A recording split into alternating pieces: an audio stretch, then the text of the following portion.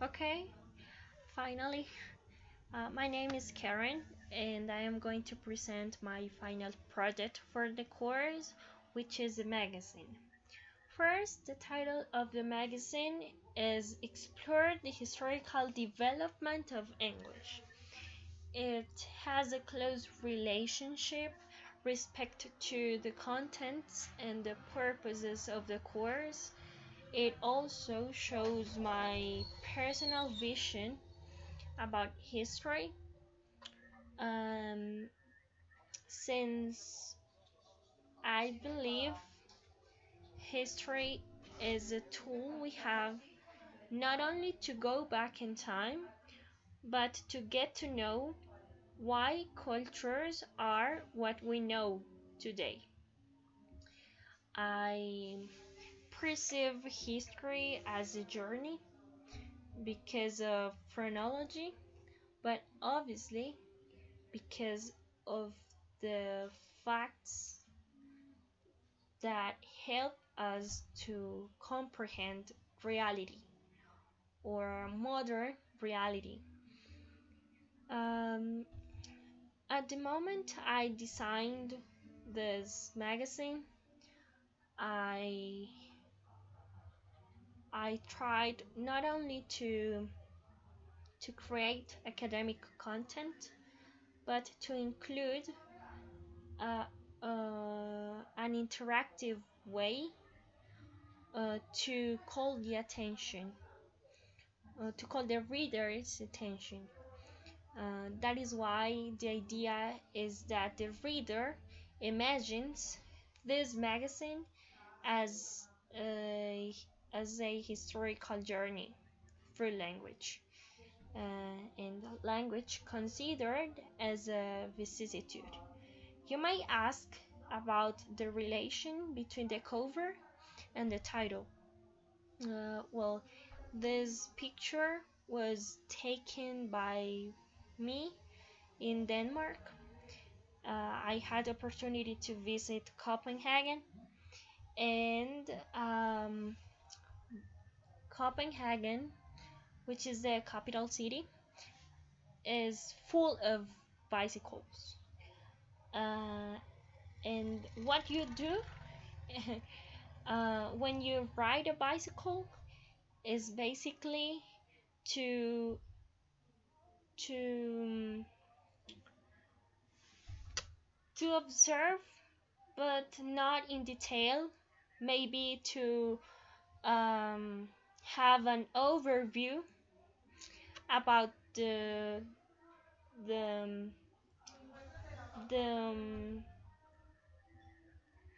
about the panorama that surrounds you and the city itself, and that's the idea, and that's what I wanted um, to transmit with this magazine.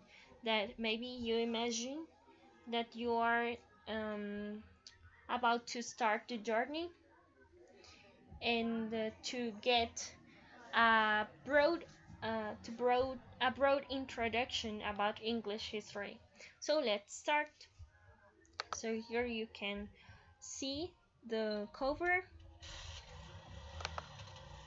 Then then you have the table of contents. It depends on the pages, of course. So page number 3 is the editor's note about the magazine content. Page number 4, an overview of Indo-European languages and their roots. Page number 5, a brief description of English and its periods. Page number 6, the origin of English lexicon. Page number 7, contemporary linguistic phenomena. Page number 8, to meme or not to meme. I wanted to include a contemporary linguistic phenomena uh, that is marked in every language in the world, so we can find some of them in English. And finally, we have the references at the end of the magazine. So first, uh, the editor's note. It has to do with the perception or the conception of language as a vicissitude, as I mentioned before.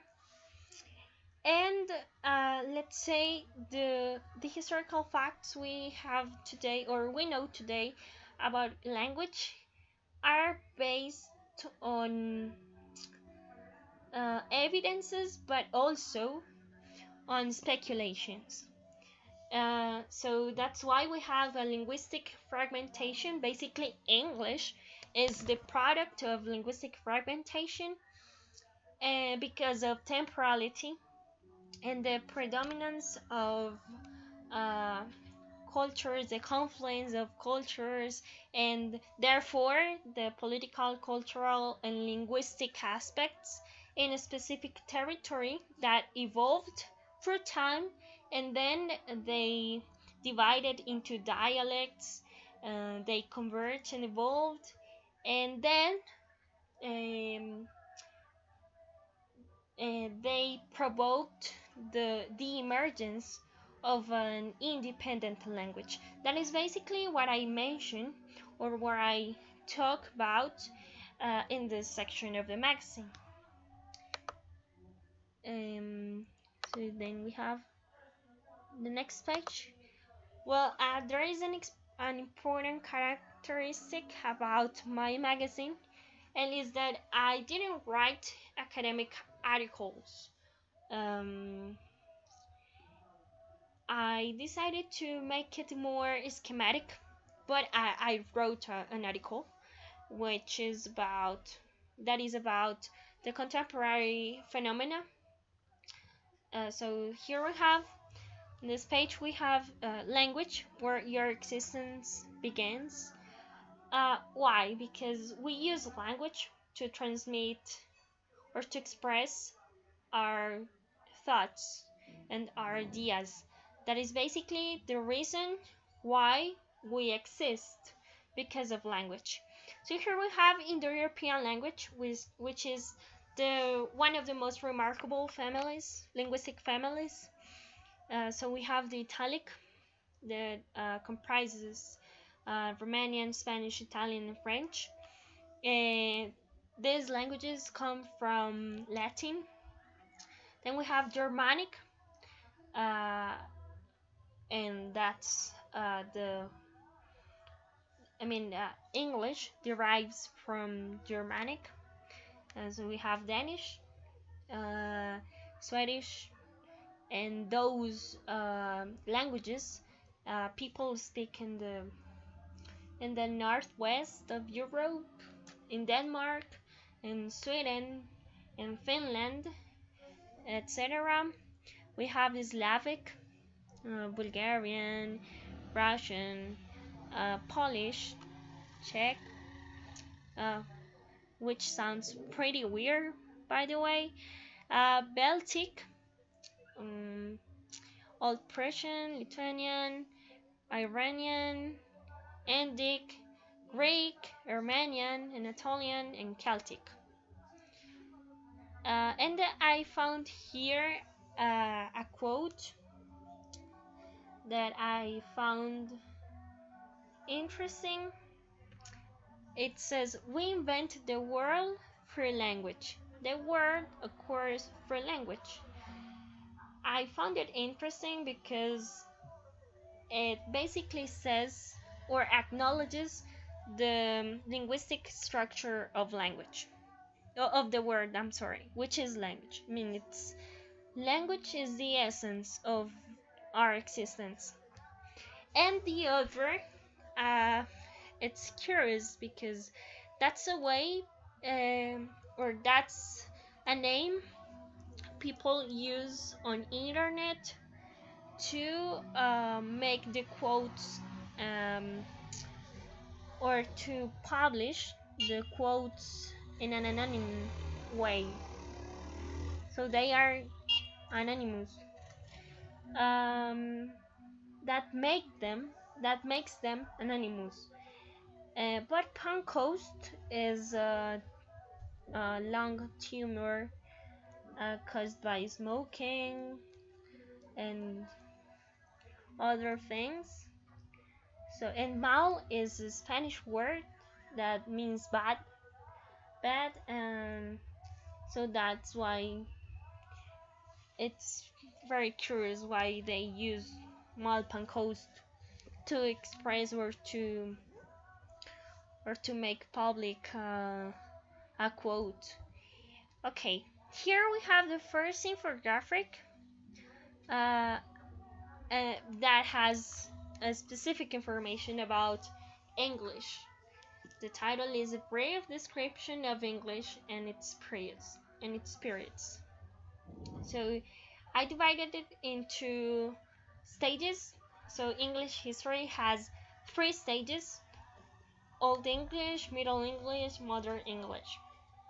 So as I told you before, Old English derived from the Germanic language, and the Germanic language had an impact by the Celtic languages.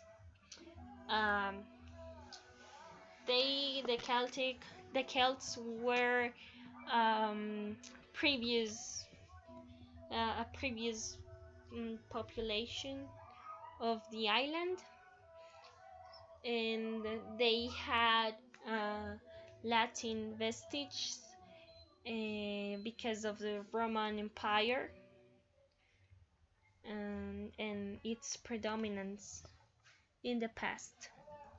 So the beginning of the Old English was in the 5th century, and the Germanic tribes of the north, they migrated to Great Britain because they were in a war with the Huns, and also this stage was marked by the decline of the Roman Empire, since it allowed the migration, the massive migration, and the diffusion of language. Then we have the dialects.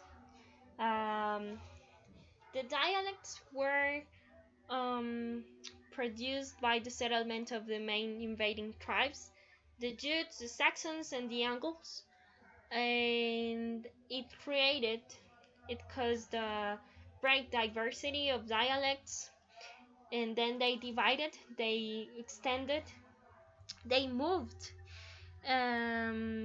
So they had a different dialect in the north, the Northumbric, and then in the central part, the Mercian, in the southeastern, the Kentico, and in the southwest, the Saxon. Then we have the mutations. English had 2 important mutations: the Christianization of the British Isles in the 6th century because of Latin, and so that is why English has some Latin words that are part of its lexicon. And the second mutation was caused by the Nordic invasions. They were conducted by the Vikings, and in the 9th and 11th century, and that is why English has some Scandinavian words from the Nordic dialects.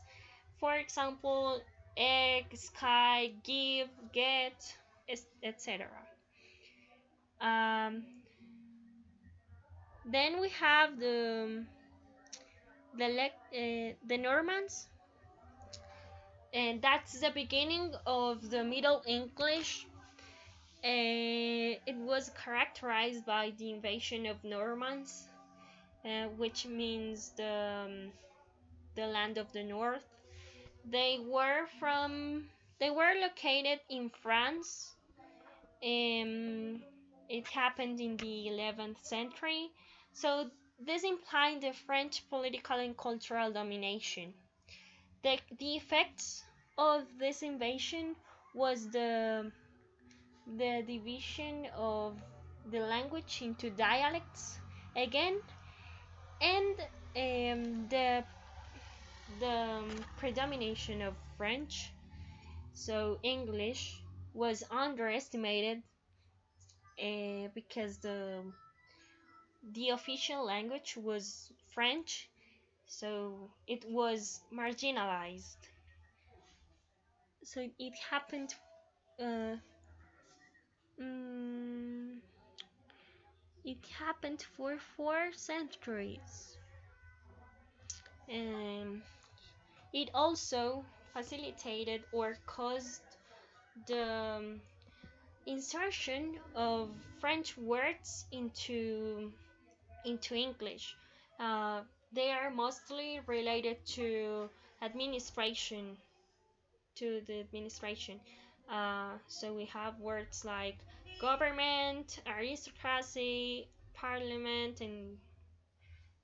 and that's it. Then we have the number 5, which is lexicon. So the main words that belong to the Germanic lexicon were scientific and cultural, provided by Latin, and they are related to daily life, such as sun, moon, star, day, night, man, woman. Uh, and then the baggage related to the government. That's basically a summary about what I had said before. Then we have the standardization uh, that marked the end of the Middle English, in the 16th century. It happened because the English crown recognized the importance of English, and specifically the relevance of writing official documents in English because it was convenient. So they promoted a standardization process. Also, the Renaissance um, and the religion's reform. We have modern dialects, and it is about the standardized English, but it was spoken by the entrepreneurial classes. We have the standardization again,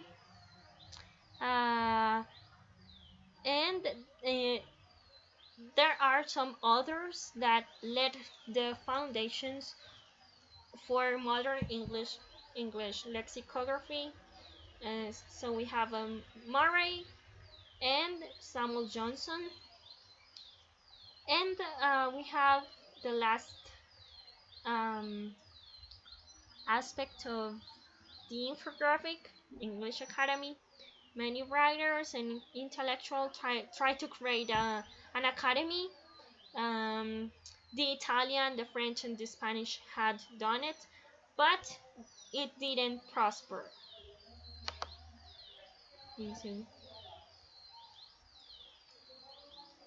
So we have to move to the other page. Okay.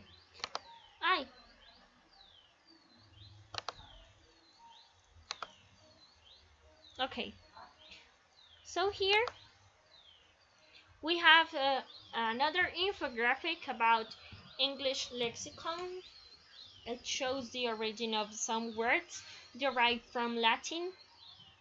They were inserted into Germanic language, such as cheese, cook, kitchen, hello, street, butter, etc. Then we have another category, the Norse and Scandinavian. Anger, bag, both, window, sky, egg, etc. Then we have some lexicon incorporated from French, such as wish, freedom, yearly, broth, answer, besides the ones I mentioned related to the governmental life.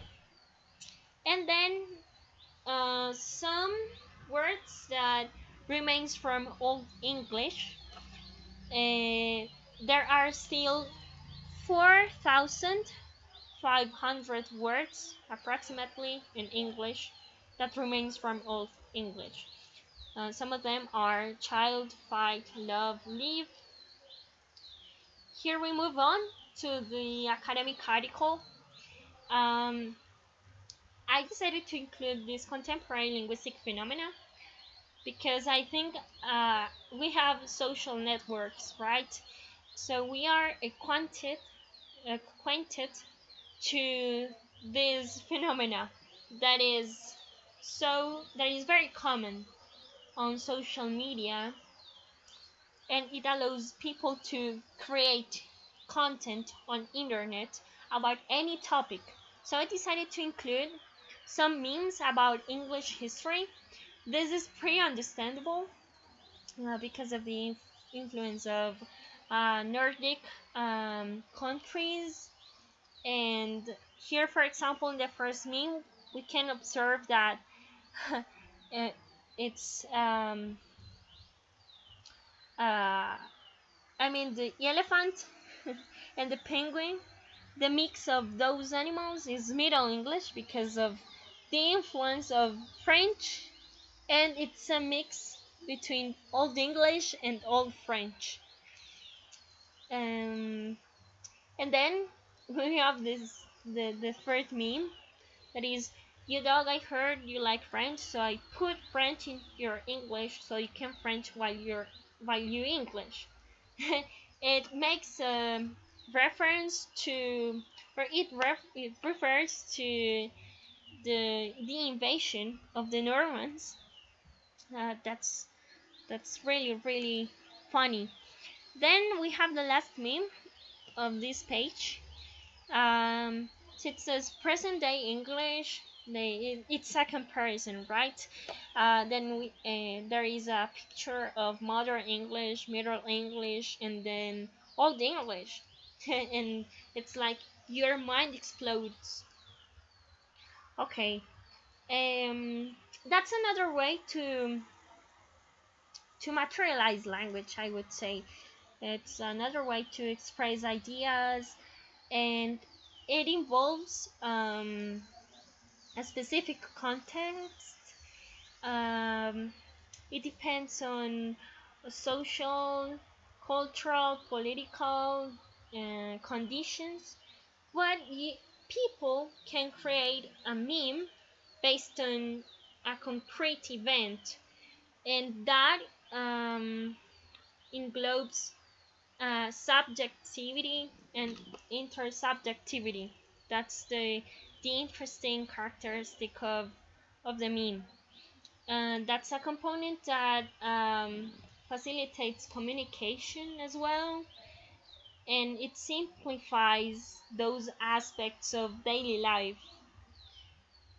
The word comes from the Greek meme,